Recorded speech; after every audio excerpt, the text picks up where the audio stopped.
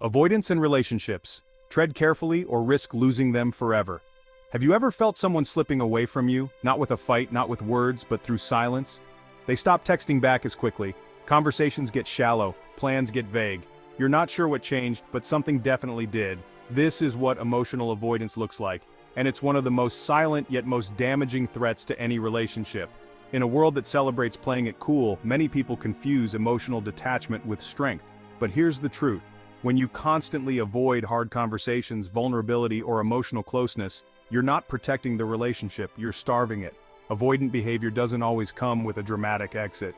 Sometimes it comes in quiet waves of distance until one day, you realize the connection is just gone.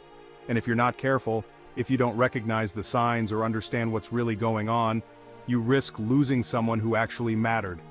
In this video, we're diving deep into avoidance in relationships. Why it happens, how it shows up, what it does to your partner, and what you can do to stop it before it's too late. Whether you're the one pulling away, or the one being left in emotional limbo, this is the wake-up call you didn't know you needed. Let's break it down. So what does avoidance actually look like? It's not always obvious. It's not someone yelling, slamming doors, or making big dramatic exits. In fact, it's often the opposite. It's quiet, subtle, easy to miss, until it's too late.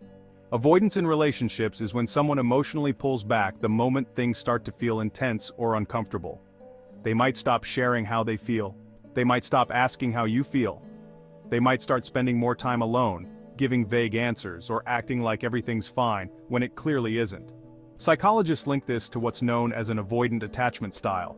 People with this style value independence and self-reliance so deeply, closeness can feel threatening. Not because they don't care, but because caring feels risky.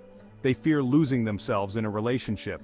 They worry that getting too close means giving up control or getting hurt, and so they retreat, not always physically but emotionally. But here's the kicker, you don't need to have a full-blown attachment label to behave avoidantly. Even people who usually feel secure can go avoidant under stress, dodging tough conversations, withdrawing after conflict, or pulling away just when things start to feel meaningful. And the person on the receiving end? They're left confused, anxious, and often blaming themselves. That's why recognizing avoidance early is key, because it's not just a communication style, it's a defense mechanism, and if left unspoken, it quietly sabotages the connection you've worked so hard to build. Avoidance might feel like self-protection, but in relationships it often becomes self-sabotage. Here's why.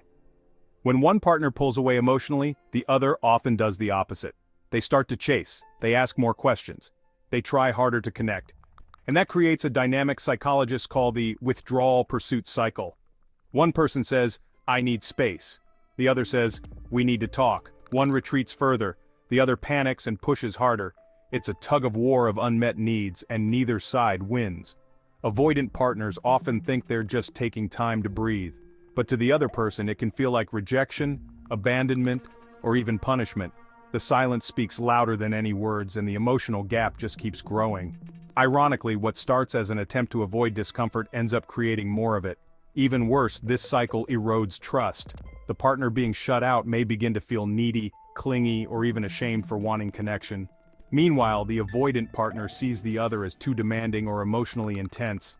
Misunderstandings pile up, resentment builds, and slowly the relationship becomes more about surviving than thriving. Eventually, one person gives up trying and the other feels validated in pulling away. This is how emotional avoidance left unchecked can turn love into distance. And the longer it goes on, the harder it is to fix. The truth? Emotional safety doesn't come from running, it comes from showing up. Let's talk about the no contact rule. You've probably seen it all over social media. Go no contact, make them miss you. But here's the truth. Going silent doesn't always make someone realize your worth. Sometimes it just makes them move on faster. The no contact rule can be powerful, but only when used for the right reasons. If you're using it as a test, hoping they'll text you in a panic, or regret everything, that's not healing. That's emotional manipulation. And for someone with an avoidant attachment style, it usually backfires. Silence doesn't create clarity for them, it just confirms their belief that closeness equals chaos. But if you're using no contact to calm your nervous system, to reset emotionally, and to reconnect with yourself, now we're talking. Experts agree. Taking space can help both people gain perspective, especially after a breakup or during a high conflict period. It allows emotions to settle. It prevents impulsive texts. and it gives both sides a chance to reflect without pressure. The difference is the intention. If you're going no contact to punish, guilt trip, or force a reaction, you're using avoidance as a weapon. But if you're going no contact to protect your peace and regain clarity, you're using space as a tool. In relationships, silence can be healthy, but only when it's honest. So ask yourself, am I withdrawing to heal, or am I hoping they'll chase me? Because one builds self-respect, the other builds resentment. One of the most painful things that can happen after someone pulls away is watching them jump into a new relationship. Fast. It's like they forgot you overnight. But did they really? What you might be witnessing is a rebound, not a replacement. Rebound relationships are often used as distractions. For people with avoidant tendencies especially, a rebound can feel like a shortcut around emotional pain. They don't want to process the breakup, they want a reset button. And someone new gives them just that, at least temporarily. But here's what usually happens. The novelty wears off, the emotional wounds resurface, and the issues they were avoiding, they're still there, just in a different relationship. Avoidant people are skilled at shutting down emotions, but they're not immune to them. The silence, the sudden detachment, the radio silence, it's not always peace. Sometimes it's just suppression, and that suppression, it leaks out later in the form of confusion, regret, or even a delayed emotional crash. So if you've been ghosted, or if your ex seems to be thriving with someone new, pause. Don't rush to compare. Don't spiral into self-doubt. Rebounds often reflect their fear of being alone, not your lack of worth. And if they truly have moved on for good, that's hard. But at least now you know where you stand. Your job isn't to chase clarity from someone avoiding their own, it's to protect your peace, even if that means letting them go. Avoidance isn't just a problem, it's a pattern, and patterns can be changed, but only if both people are willing to show up differently. If you're the avoidant one, start with this. Recognize that your fear of losing control or independence is valid, but not always real. Emotional closeness doesn't have to mean emotional suffocation. You can say, I need a little space, but I'll check in tomorrow. I'm overwhelmed, not checked out, I just need time to think. That kind of clear communication turns emotional distance into healthy boundaries, and it builds trust instead of breaking it. And when you feel the urge to shut down completely, try something small, text something kind, share one honest feeling. Vulnerability doesn't have to be dramatic, it just has to be real. Now, if you're the anxious or confused partner, here's your challenge. Don't chase, don't fix, don't over-explain. Give space not as punishment, but as permission. You can say, I care about you and I respect your space. Just let me know when you're ready to talk. Then, focus on you. Manage your anxiety in ways that aren't about them. Journal, move your body, connect with people who ground you. Avoidants often come back when they feel safe, not when they feel cornered.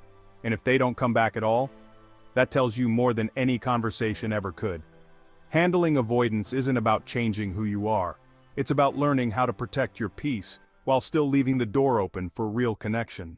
Avoidance might feel like safety, but in the long run, it creates distance that no amount of texting, waiting, or hoping can fix.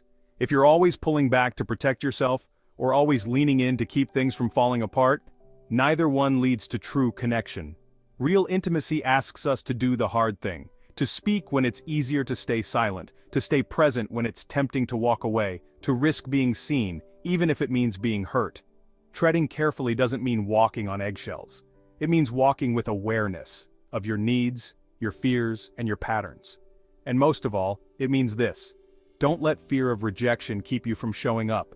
Don't let silence become your love language. And don't stay in emotional limbo hoping someone will one day stop avoiding you. Because love, healthy, lasting love, requires presence.